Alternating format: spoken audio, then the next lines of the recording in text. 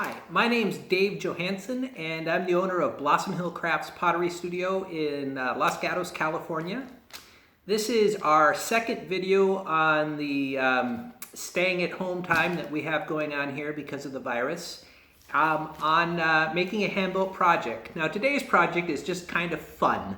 I call this the Pinch Pot Monster, and it's pretty straightforward to make. Now the next video that I'm putting together is going to be a little bit more difficult. We're going to make a mug kind of like this one. Now this one's been fired and glazed, so yours won't look like this until it's fired and glazed, but we're going to have fun making it. Before we get into making this guy, the Pinch Pot Monster, there's a little prep work we have to do for next week. I know one of the things they're encouraging us to do is to get a little exercise and to go outside and to get some fresh air, but still, you know, keep our social distancing, so 6 feet between people, stuff like that. So I'd like you to go outside and collect some things that we could press into clay. One of the great things about clay is that it takes texture really well. So I went outside and I found some cool leaves. So before the next pottery lesson, you're going to want to go find some cool leaves. They're really going to we're going to be able to create some texture with those. I found a stick that's got kind of some cool texture on it, and I'll be able to press that into the clay and do something cool. We've got an almond tree, so I went and I found kind of an almond, and it's kind of neat. I'll be able to create some texture with that. And I just found a stone that seems to have a lot of like little crevices and stuff that can look kind of neat maybe when I press it into the clay. You're also going to want some cornstarch. We're going to use this as a release agent. It helps stuff not to stick. Some hosiery. This is optional. If you don't have it, that's all right. But if you do, that would be great. You're going to want a soda can, and just a standard soda can, not a really tall one or a thin and narrow one, just a regular soda can of some kind. This is yeah, just make sure that it's not too wide and not more than 5 inches high. You could do it around a lot of objects. You could do it around a glass so long as it's not tapered. It just needs to have a straight wall. I am going to use this tumbler. It's actually a Peet's Coffee tumbler as a rolling pin. I'm using this because it's easy to clean. It's not wood. An actual rolling pin would be wood. You could find a short length of PVC pipe. Anything round actually will work. This is going to work good for me because I know I can get it clean if I want to use it again. A wooden rolling pin is a little bit harder. You could also use like a pastry roller, and you know, it just depends on how comfortable you are using this on clay. So those are the things that you're going to need for the next lesson. So let's get into the Pinch Pot Monster. All right. So first thing I'm going to do is I'm going to get a little bit of clay, and it kind of depends on how big, but this fits in about the palm of my hand. If you're a little guy, maybe you're going to want a piece that's a little bit bigger. And then I'm going to just get it into a ball. And yeah, if you have little hands, maybe you get somebody with bigger hands to help you out to get this done. But we're going to just kind of get it into a nice ball like that. And then I'm going to push my fingers down into it just like that. And I'm going to start pinching it into a pot. Now I never want to squeeze too hard because I don't want to create a thin spot. If I just grabbed it with a death grip, I would create a big thin spot. But I kind of want to just pinch it out and really work on getting a nice, even kind of a bowl shape. Now, pinch pots might seem really simple and elementary, but you can actually make some really beautiful things. If you wanted to just expand this, you can make teapots this way. You can make very nice bowls. You make almost any object by just pinching it out, and you just kind of work slowly. If you're going to pinch it a lot, you might have to keep your hands a little bit moist or something because you don't want to dry the clay out as you're working with it. But there, now I've pinched out a little bowl shape, and it's not perfect, but it's reasonably the same thickness all the way through. And now what I'm going to do is I'm just going to kind of clamshell it, just like that. Okay? So I'm going to set this down here like this. And now I'm going to take just a little bit of clay and I'm going to make myself the kind of the shape of like corn candy. I don't know if young folks know what corn candy is, but those of us who are a little bit older, we know what corn candy is. And our candy corn. My wife just called out from the other room. She's telling me it's candy corn. So I'm going to make that sort of candy corn shape. And I'm going to make 3 of them here. By the way, we're in my living room. I have a pottery studio, but I'm doing this in my living room, and I put newspaper on top of my coffee table here, and you could probably see my dog Texas sitting on the couch behind me. Yeah, he makes more use of our couch than we do. Some people are kind of against having their dogs on the couch. I found I couldn't really stop it.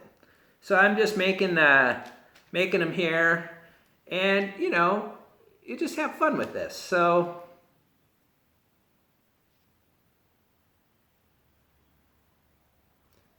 working on getting my corn candy going on here, or my candy corn, or whatever you want to call it. Now, this clay is all wet, so I don't need to slip and score. In fact, if I started slipping and scoring on this wet clay, I could have a pretty big mess really quickly. But if I let this sit around and dry to the point that we might call it leather hard, I would need to score the clay, kind of to score it, just putting little lines in it, maybe use a paper clip to do that. And then just a drop of water, put it on that scoring part to start making slip. If you put a lot of water, you'll have a mess really quick, just enough to make it slippy. But if the clay is wet, you don't need to do that. And, oops, I kind of damaged my candy corns there.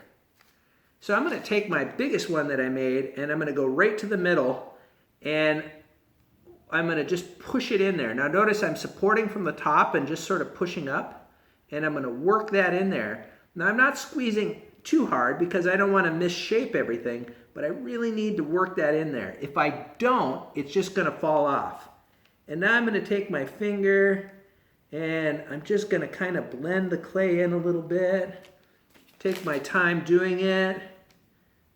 And if you have little fingers, it might even be easier for you. So I just really work that on there so that it's going to stay in there good.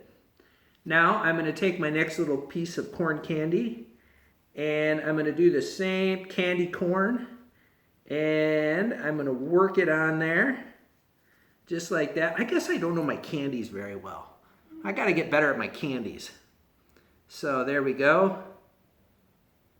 And we're going to work another tooth on there.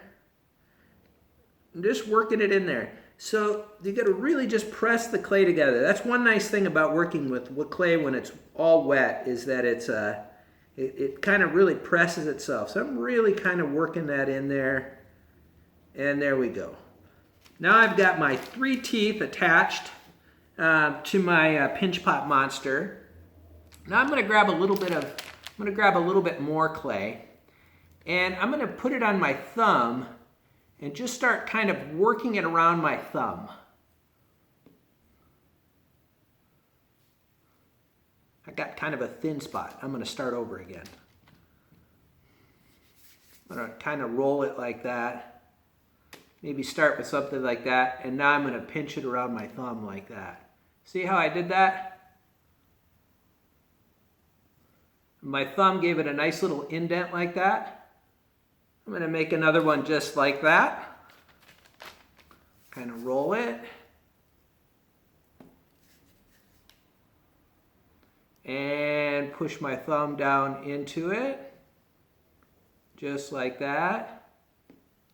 Maybe take a little bit off the bottom. I'm working fast here. These are not the exact same shape, but I'm going to be good with it so we can move on with the video. And I'm going to take this and I'm going to set it this way so you can see it, and I'm going to push it down on the pot like that, and then holding it from the inside like that, I'm going to push it down, and I misshaped one of my teeth. You know, now that I'm doing this the second time here, I'm thinking I might want to put my eyes on first. So it might have actually worked better had I put my eyes on first. You might want to try that. So now there I go. I've got my 2 little eyes on there, just like that. And I want to give him some eyeballs. So I'm going to take and I'm going to roll out a little piece of clay. And I'm going to roll out a little piece of clay. Now here's a little trick. That's a little bigger than I want. Let's make it a little ball here. Oh, it probably got a little big too. Making a little ball here. I'm going to just set this ball right in there. Set that ball right in there. Now if I just set them there, they won't stay, but I've got a chopstick here. Or you could use anything that's kind of got a nice little point on it like that you want. And I'm just going to push that in there like that and then pull it out. And now I know that my clay is really connected like that. And I kind of gave them little eyeballs, right? So I kind of got two things there. Now I'm going to take and I'm going to make a little ball here that I'm going to use for the nose.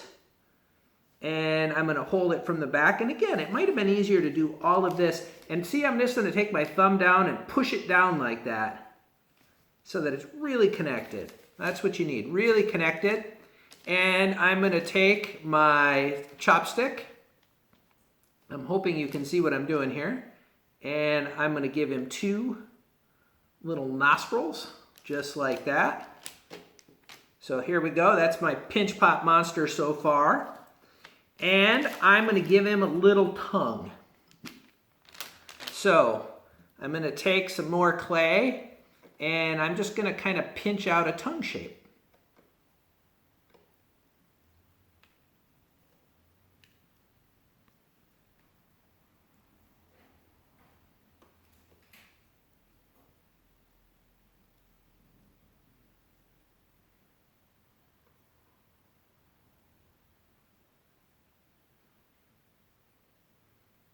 So there I go. I pinched myself out a bit of a tongue shape. And I'm going to go down into the bottom down in there. And I'm going to press that down in really tight. And there we go. I have made a Pinch Pop monster. So I want to say a couple of things. You can get creative and make these guys look crazy. And I encourage you to go for it. But I want you to remember a couple of things. At no point can it get thicker than your thumb. If it gets thicker than your thumb, the clay only dries on the outside, not in the middle, and it's going to blow up in the kiln. So no thicker than your thumb. You're also limited in size. These things can't get bigger than 5 by 6 by 8, and that's too big for something like that. Just don't let them get too big because they'll get unwieldy and they won't work well for you. The other thing is it's really tempting to go, oh, I'm going to put a horn on it and go like that. If you don't attach things really well, they won't stay on, they'll fall off, and then you'll get disappointed. So if you're going to add something else to it, by all means, I say go for it. But just make sure they're attached really, really, really well. Okay? Again, I'm Dave Johansen. This is Blossom Hill Crafts. Oh, I almost forgot the most important thing. On the bottom of the pot, you need to put the last 4 digits of your phone number. Because when we have our big party after this rest in place or sit in place order that we're in right now, we have our big party, we're going to fire these for you. And you're going to be identified by the last 4 digits of your phone number. And the last 4 digits of my phone number are, what are they? 1, 4, 3, 8. I'm writing with a chopstick. A pencil is the best idea, and you need to make sure it's legible. So parents out there, if you're making these with your kids, why don't you write it so we're really going to be able to read it, or we'll never be able to get these back to you. Okay? Again, have fun with this, and if you haven't got your clay, come on by and get it. We still have clay. Stay healthy. Have a good day. Bye now.